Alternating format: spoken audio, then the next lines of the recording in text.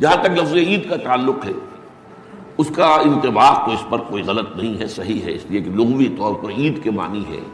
بار بار لوٹ کر آنے والی شے یا خوشی، ہر سال آنے والی۔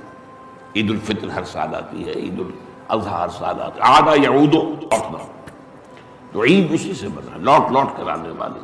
پلٹ پلٹ کر آنے والی۔ اس اعتبار سے یہ یقیناً یوم عید ہے، لیکن یہ اصل میں اس کے لیے اس کا استعمال جو ہے یہ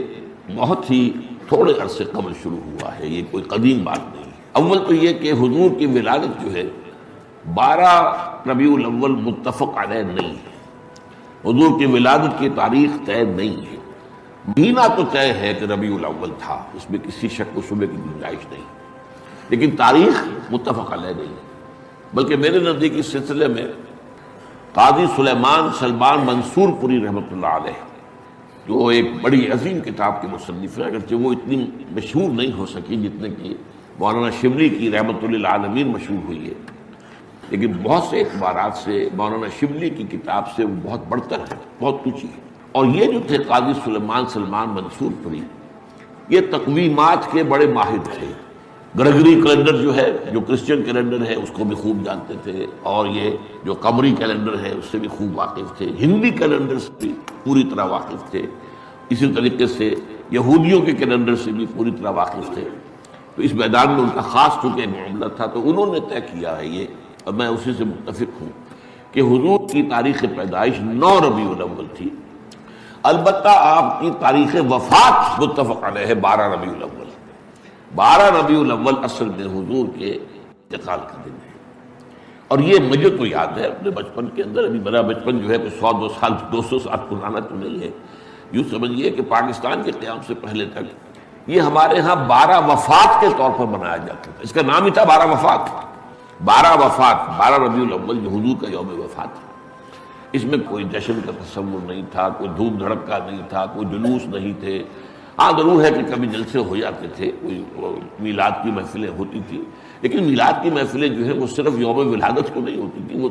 وہ تو گویا کہ ہمارے ہاں کی ایک تہذیب کا ایک جز بن گیا تھا، خاص طور پر خواتین کے لیے، اور وہ تعلیم بالغہ کا ایک اچھا ذریعہ تھا۔ تو اس دن کیا کرتے تھے کہ کھانا پکا کر بڑے پیمانے پر غریبوں کو کھلایا جاتا، بس یہ اس کی ایک جو تھی وہ صورت تھی، باقی یہ کہ اس کے علاوہ کوئی دھوم دھڑکا اور کوئی اس کو عید قرار دینا جو ہے وہ موجود نہیں تھا۔ اس اعتبار سے غور کیا جائے ہمارے لیے ان چیزوں میں سوچنے کا ایک ہے مقام ہے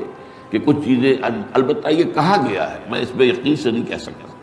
کہ اس کی جو ایجاد کی گئی ہے عید میلاد النبی کی حیثیت سے، ان کے موجد جو ہے مولانا احمد رضا خان بریلوی ہے۔ اس کی وجہ کیا تھی؟ اس وقت جو ہے شیعہ سنی کچھ معاملہ مسابقت کا شدت اختیار کر گیا تھا، انہوں نے محسوس کیا کہ یہ شیعوں نے جو یہ محرم اور اس کے تعزیوں کا معاملہ شروع کر رکھا، اس سے سنی عوام بھی بے انتہا متاثر ہوتے ہیں۔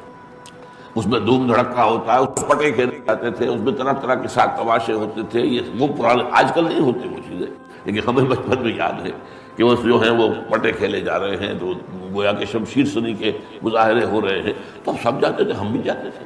جا کر دیکھتے تھے، سب مسلمان شریک ہوتے تھے۔ اب اس ضمن میں جو بھی کچھ بیان کیا جاتا تھا وہ اس کا ظاہر راج ہے کہ ہمارے ذہنوں پر، ہمارے تحت شعور پر اثر پڑ رہا تھا۔ تو یہ جو ہے اس کا ایک دعویٰ کرنے کے لیے کہ اس کا علاج ہم سنی بھی کریں، تو کوئی ایسی ہی چیز ہونی چاہیے جو لوگوں کی دلچسپی کا ذریعہ بن جائے، موجب بن جائے، اور لوگ اس کے اندر ذوق در ذوق شریک ہوں۔ تو یہ میلاد النبی کے جلوس جو ہیں، ان کے موجد جو ہے مولانا احمد رضا خان بریلوی ہے۔ یہ رواج کچھ زیادہ پرانا نہیں ہے۔